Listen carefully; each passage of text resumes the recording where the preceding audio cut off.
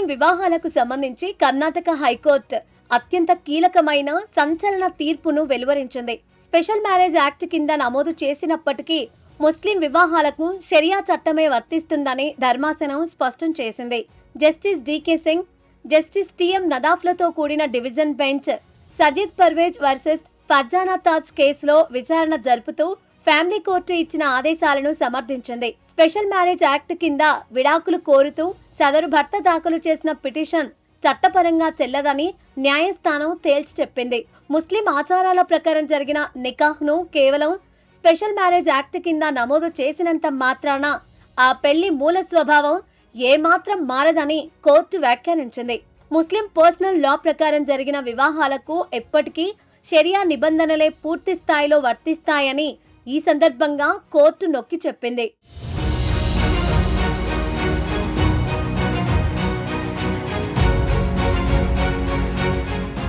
చాలా మంది విదేశీ ప్రయాణాలు లేదా వీసా ప్రక్రియను సులభతరం చేసుకోవడం కోసమే స్పెషల్ మ్యారేజ్ యాక్ట్ కింద తమ పెళ్లిని రిజిస్టర్ చేసుకుంటున్నారని హైకోర్టు అభిప్రాయపడింది. అలా కేవలం పరిపాలనాపరమైన లేదా చట్టపరమైన సౌలభ్యం కోసం నమోదు చేసుకున్నంత మాత్రాన ముస్లిం పర్సనల్ లా రద్దు కాదని ధర్మాసనం స్పష్టం చేసింది.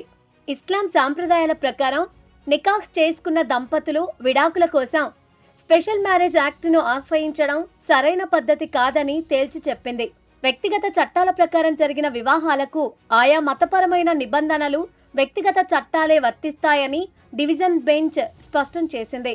స్పెషల్ మ్యారేజ్ యాక్ట్ కింద చట్టబద్ధమైన విడాకులు పొందాలి అంటే ఆ వివాహం కూడా ప్రాథమికంగా అదే చట్టంలోని నిబంధనల ప్రకారం జరిగి ఉండటం తప్పనిసరి అని పేర్కొంది. ఈ రెండు చట్టాల మధ్య ఉన్న స్పష్టమైన వ్యత్యాసాన్ని వివరిస్తూ ఫ్యామిలీ కోర్టు గతంలో ఇచ్చిన నిర్ణయంతో తాము పూర్తి స్థాయిలో ఏకీభవిస్తున్నట్లు తెలిపింది.